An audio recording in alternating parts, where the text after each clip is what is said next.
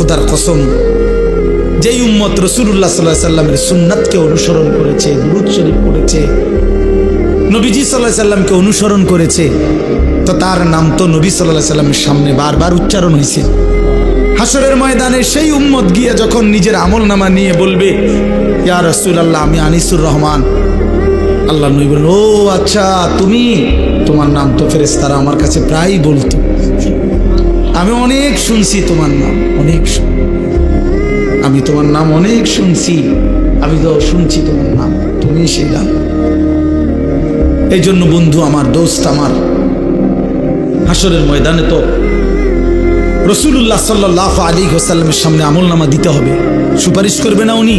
তো আপনি আমলনামা কাগজপত্র দিতেন না? কথা কয় না। সুপারিশের কোনো নিয়ম কানুন নাই, কথা বলেন না কেন? কোনো নিয়ম কানুন আছে কি না? তো আপনি আপনার ফাইল দিবেন না? ফাইল না দিলে সুপারিশ করবো কি? তা আপনি যখন নিজের আমলনামা দিবেন, আল্লাহ নবী সাল্লাল্লাহু আলাইহি সাল্লামের হাতে, আমার বাপ, আমার নওজোয়ান নবী যখন চোখ বিলায় দেখবে 30 বছর সুদের লেনদেন, 30 বছর টানা মিথ্যাই বলেছে, 30 বছর ধরে প্রতিদিন গালিয়ে দিছে, 30 বছর ধরে তার স্ত্রী বেপর্দা, 30 বছর ধরে প্রতিদিন ঘরে রঙিন টেলিভিশনে নাচ গান, সিনেমা, নাটক, নর্তকীর ছবি চলছে, 365 দিনের এক একটা বছরে কোনোদিন ফজরের নামাজ পড়ে নাই। এগুলো কি আমল নামার মধ্যে লেখা থাকবে না? কথা বলেন না কেন? আল্লাহর কসম, নবীজি, আমরা উর্দু কিতাবে পড়ছি, নবী তখন এরকম আমল নামা উম্মতের দেখে খোদার কসম নবীজি হাসরের ময়দানে চোখের পানি ফেলে দিবে, কাঁদবে, আর আল্লাহর নবী বলবে, উম্মত, আমি সেই নবী, 23টা বছর যে আমি তোদের জন্য কেঁদেছিলাম, এশার নামাজের পরে দাঁড়াইছি, ফজরের আজান পর্যন্ত এক দাঁড়ানোতে চোখের পানি ফেলছি, আর তোদের জন্য আমি আল্লাহর কাছে গুনাহ মাফ চাইছি। আমার হাত্তা তাওয়াররামাত কাদামাহু, আম্মা জান আয়েশা বলে, অসংখ্য রাত নবীজি কাঁদতে কাঁদতে, দাঁড়িয়ে থাকতে থাকতে আমি আয়েশা দেখছি নবীজির 2টা পা মোবারক ফুলে ফুলে গেছে। আমি এত কাঁদলাম, তাইলে উম্মত কার জন্য? আমার তায়েফের রক্তে সারা দেহ রক্তাক্ত হয়ে আমার পায়ের জুতা আর পা রক্তে জমাট বাইধা গেছে, আমার জুতা আমি খুলতে পারতেছিলাম না, আমি ক্ষুধার কষ্টে পেটে 2টা পাথর বাঁধছিলাম, আমি উহুদের দান দান শহীদ করা রক্তে উহুদের জমিনে আমি পড়েছিলাম, আমার ঘরের চুলায় 3 মাস আগুন জ্বলে নাই। দোস্ত আমার, বন্ধু আমার, নবী জিজ্ঞেস করে, উম্মত, এত রক্ত, এত চোখের পানি, এত ক্ষুধার কষ্টের আমার 23 বছরের বিনিময়ে এই আমলনামা,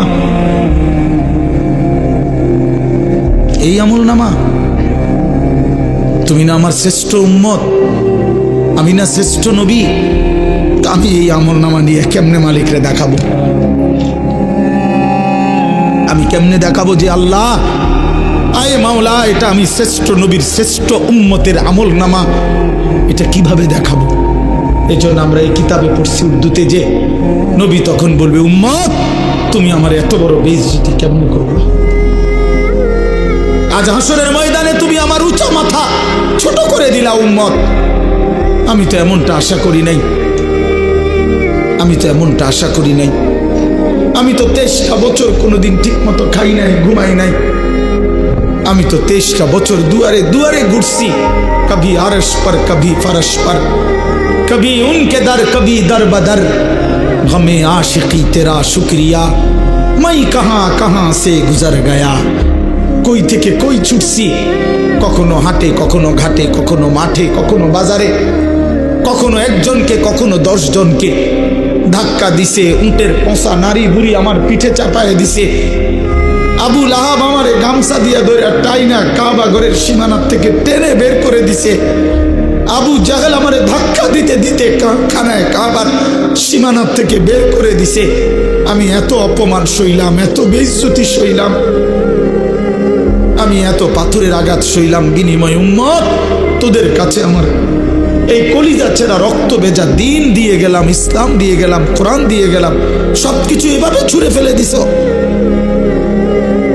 আজ 30 বছরে যে নবীর কথা মনে পড়ে নাই, 60 বছর বয়স সিগারেট খান মিয়া, কেমনে নবীজির সামনে দাঁড়াইবেন?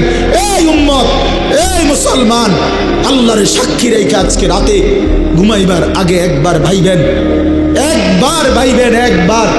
60 বছর বয়সেও বিড়ি সিগারেট ছাড়তে পারেন নাই, 60 বছর বয়সেও গালি দেওয়া বন্ধ করতে পারেন নাই, 60 বছর বয়সেও চা দোকানে নাচ গান বেড়ি দেখার অভ্যাস ছাড়তে পারেন নাই, 60 বছর বয়সেও সুদের টাকা নিচ্ছেন, কিস্তিতে টাকা নিতেছেন।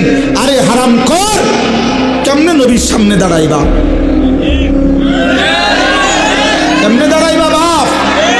ওই চাচা,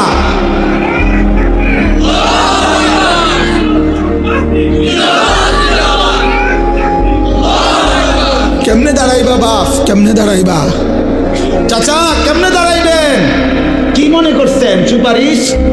হাসরের ময়দানে নবীর সুপারিশ কি মামুর বাড়ি নাকি? এটা সাহাবন মনে করছেন আপনি? হ্যাঁ, আপনি কি ভাবছেন এটা? আপনি বিড়ি খাইতে খাইতে বেহেশতে যাবেন গা? হ্যাঁ, আপনি সুদ খাইতে খাইতে বেহেশতে যাবেন গা? আপনি কিস্তি উড়াইতে উড়াইতে বেহেশতে যাবেন গা? খামখেয়ালি মনে করছেন এটা? আখেরাত খামখেয়ালি? খোদার কসম, কোরআন শরীফে আছে ১৪ লক্ষ আম্বিয়া আদম থেকে নবী মুহাম্মদ সাল্লাল্লাহু আলাইহি সাল্লাম পর্যন্ত হাসরের ময়দানের ভয়ে দিবানিশি কাঁদছে। এমন কোন নবী নাই, এমন কোন নবী নাই হাসরের ময়দানে কাঁদছে, হাসরের ময়দানের ভয়ে কাঁদে নাই। এমন কোন সাহাবী নাই যারা হাসরের ময়দানের ভয়ে কাঁদে নাই। এমন কোন আউলিয়া নাই যারা হাসরের ময়দানের ভয়ে কাঁদে নাই। নাহলে আউলিয়া কেরাম কাঁদছে কি লেগে? বাতের লেগে, চিরা বই বনের লেগে কাঁদছে কিসের জন্য? আল্লাহ হাসরের ময়দানে মাফ করে দিয়েন, আখেরাতে মাফ করে দিয়েন, কবরের আযাব মাফ করে দিয়েন, এই জন্য কাঁদে নাই। তো ওনারা কাঁদলেন কেন? ওনারা কাঁদলেন কেন? 24 ঘন্টা নেক আমল করার পরেও 5 ওয়াক্ত নামাজ পড়লেন, হালাল হারাম বাইসা চললেন, বউ বাচ্চারে পর্দা পুশিদায় রাখলেন। এত কিছুর পরেও সমস্ত আম্বিয়া কেন কাঁদলেন? সমস্ত সাহাবা কেন কাঁদলেন? সমস্ত আউলিয়া বুজুর্গানি দিন কেন কাঁদেন? কেন কাঁদেন আপনি বুঝেন না? হাসরের ময়দান খামখেয়ালি? কথা বলেন না কেন? ওনারা কাঁদে আমল করার পরে, আর এবড়া সাদওয়ানে বইয়া বইয়া গপ মারে, এবড়া লম্বা লম্বা কথা কয় সাদওয়ানে, অমুকের ইমান নাই, তমুকের আকিদা বালা নাই, অমুকের। আরে বাপরে, সাদওয়ানে বইয়া বিড়ি খাইতে খাইতে কয় ভালো মানুষ তো নাই করতে না, না চাচা, ভালো মানুষ থাকবো করতে? ভালো মানুষের শেষ ব্যক্তি তো আপনি, পৃথিবীর সর্বশেষ ভালো ব্যক্তি তো আপনি। বিড়ি খাই না কাকু, আমনে শেষ ভালো। এই আমনে আরি যে বেটার কাছে বিড়ির গন্ধে কাছে যাও জানা, আমনে পৃথিবীর সর্বশেষ ভালো ব্যক্তি। কোনো কারণে পৃথিবীতে আমনে যদি মইরা যান তো কিয়ামত সাথে সাথে ইসরাফিল ফু দিয়ে, কারণ এরপরে আর ভালো মানুষ আইব করতে। এবারটাই তো শেষ, এবারটাই তো সাদওয়ানে বইয়া সিদ্ধান্ত দিয়ে দিছে ভালো মানুষ তো নাই করতে। টেলিভিশন চায়, টেলিভিশনের দিকে তাকায় তাকাইয়া কয় আস্তাগফিরুল্লাহ আস্তাগফিরুল্লাহ। কি তো কি শুরু হইলো দেশটার মধ্যে? আমি বলছি একদিন রে চাচা, আপনি যেটি চাইতে আছেন এটি শুরু হয়েছে। কি শুরু হয়েছে মানে? নাটক শুরু হয়েছে, সিনেমা শুরু হয়েছে, আরে বেডির নাচ শুরু হয়েছে, আর কি তা এটা নিয়ে আস্তাগফিরুল্লাহ। টেলিভিশনের দিকে চাইয়া চাইয়া নিয়ে আস্তাগফিরুল্লাহ।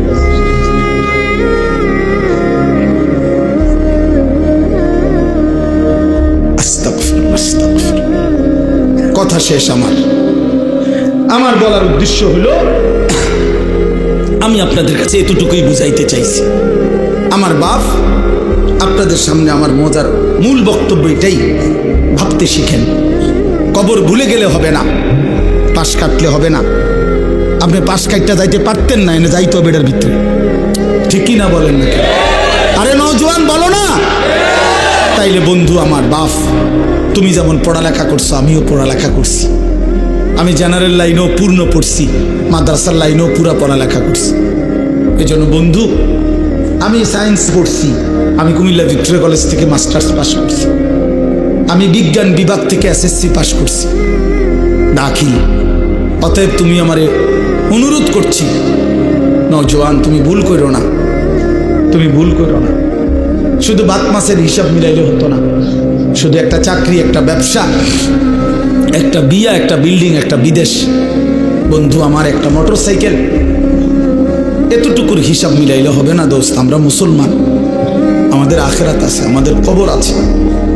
আর আপনারা যারা বাবা আছেন, অভিভাবক, আপনাদের কাছে অনুরোধ, আপনি এই সংসারের দিকে তাকাইয়া দেখছেন, বিল্ডিং করছেন, সোফা বানাইছেন, খাট বানাইছেন, আমার বাপ এতটুকু হিসাব মিলাইয়া মুসলমান কবরে গেলে হবে না।